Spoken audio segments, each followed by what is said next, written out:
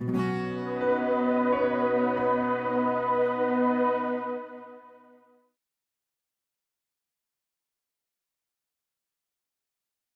watched you at work. I see Mr. Escalante and others that are here from your church. I've met many people, and I can tell one thing that they can't hold back is their desire to be on mission every day in what they do. They talk about these missional small groups and all the things that they're doing. So you have a captive audience of people who are invested in camp. Here's your chance to just kind of share your heart about connecting the dots from what's happening at camp into their daily lives. So what would you say to them? What is it that you have done as a pastor with your own church to capture this missional mindset so that people are living it day to day? You've got your audience to kind of talk about that. Sometimes I feel that I take credit for things that I really don't have anything to do with me. We know that it's all about Christ. Living on mission is not something individual. We do that in community. And we participate in community, and everything gets done in community. And I just want to give you an example of the joy and the blessings that come as we live on mission. 4 years ago, who knows Jesus Molina in this house? Jesus. Dude, you're famous, man. Jesus came to our congregation 4 years ago, right, Jesus? And I did not know Jesus. I did not know his father, nor his mother, nor his siblings. His mother, Hilda, worked with Sonia, who's been a member of our church. She also leads our prayer ministry. So she invited Sonia, Hilda, to a program that we were having at church. I don't quite remember what it was, but Sonia knows how to live on mission, and she's been doing it for a while, for a long time. So Hilda and Jesus come to our church. And I don't know their background. I don't know what's going on in their lives. But all I know is that they enjoyed coming to our church and being part of our fellowship. So as they were part of our fellowship for like 4 or 5 months or so, they come to me and they're like, Pastor, we love this congregation. We love what we hear, and we want to be part of this family, but we need some help. We need some help in our marriage and in our backgrounds and situations. So I start engaging them and, just start seeing the brokenness that happens in the situations that occurred. So I want to call up Jesus. I want him to tell the story because he will help me out. Come on, Jesus. So what I really want to do is I want to present an image of what it is to live on mission and how we do it on a daily life. So the Molina family comes to our church. So I'm doing marital counseling with Jesus' parents. Jesus is probably 14 at that time, 15 or so. And his father was an alcoholic. I can say that freely. I don't talk about people's lives, but he speaks it freely. He was an alcoholic. He was addicted to drugs. And he had been in prison for that. He had done about 6 months in prison for that and some other things that I don't want to get into. But so he had been out of prison. He had this calling from God, so he was seeking out when he came to us.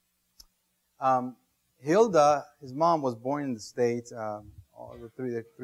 His two siblings and Jesus were born here, but his father was born in Mexico. He was a legal resident. When you're just a legal resident, you commit a crime. Most likely you will lose your status as a legal resident. So he is out of prison now. He has come to the Lord, and he's participating in our fellowship. It's now been 1.5 years or so. And all of a sudden, at around 4 in the morning, ICE comes to his door and it's like, you got an appointment with an immigration judge, and you need to see him on a one-on-one basis. So that's what happens. He gets taken away. Now the whole Molina family is just scrambling. What do we do now? How do we go about living life? What are we going to do to support our family? So that's quite a struggle. So now, as a pastor, you can't just stand behind, right? You got to do something, and you're part of the community. You're part of the fellowship.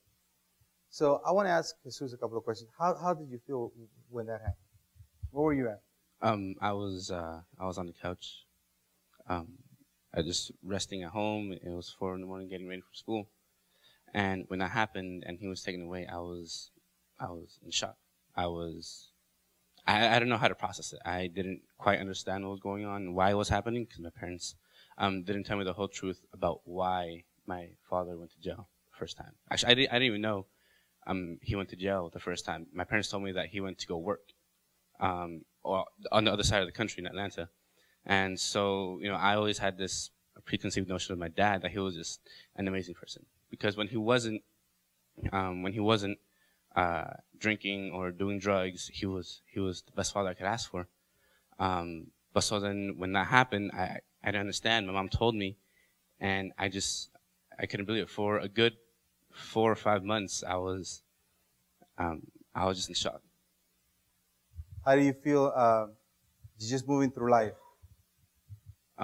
It was tough. It was because no matter what I did, I'd always think of what happened, of my father, of that morning, and it was tough for the next year. It was hard to cope with.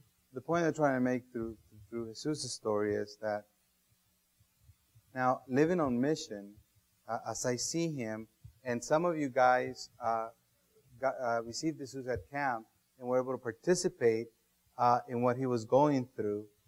So now, for me living on mission, I remember one time I told Jesus, I want to take you out to dinner.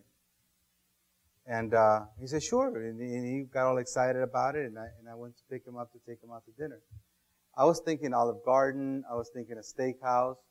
Where did you choose to go? In-N-Out. So, okay, well, we'll have some In-N-Out. So we go to In-N-Out, and so I'm just talking about fatherly things. And I just grab Jesus aside, and he's got an open door to my office, and he knows that. I've told him plenty of times, I trust you. And he'll just come and he'll just talk to me, and my ears will perk to see what Jesus has to say. So after we're eating at In-N-Out, I'm like, why did you choose In-N-Out? I was thinking more like Olive Garden or something like that. He's like, are you serious? I'm like, yeah, that's what I was thinking. But, we ended up with In-N-Out. So if somebody was not living on mission on a daily basis, in this case, Sonia, man, I don't have this privilege. I don't.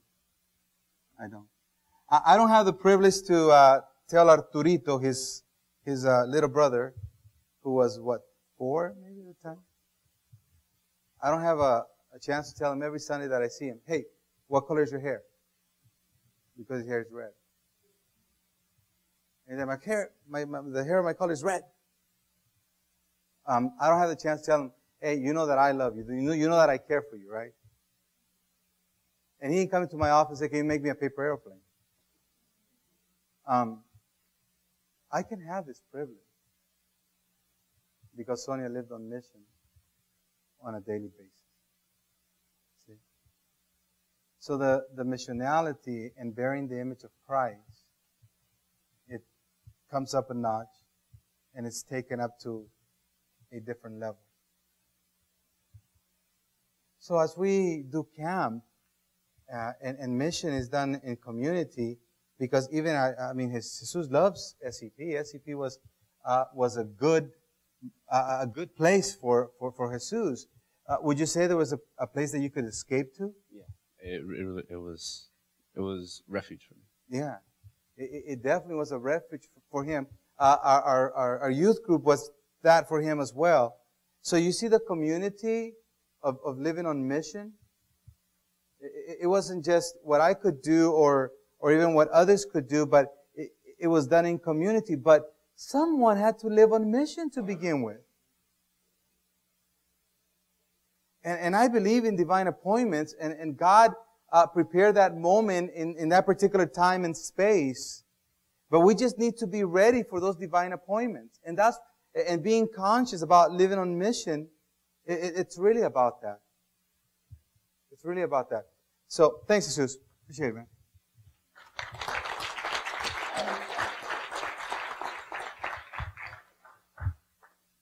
So when we talk about living on mission and living on a daily basis, and we compare that to what's going on at camp, in essence, that's what you're doing at camp. If that could just be translated to our daily lives. Now, how can that look? Because I also have heard the stories, man, I go back to my church and there's nothing happening. You know, channels are not open for me. So, I mean, let's build something together. It could look different than what it's already looking like. It can look a lot different than that. So, I mean, I want to say a couple of things on that, but anything else? Yeah, I want to talk to you for just a second, Jesus. I've known you for a couple of years now. Love you, brother. And it's good hearing your story.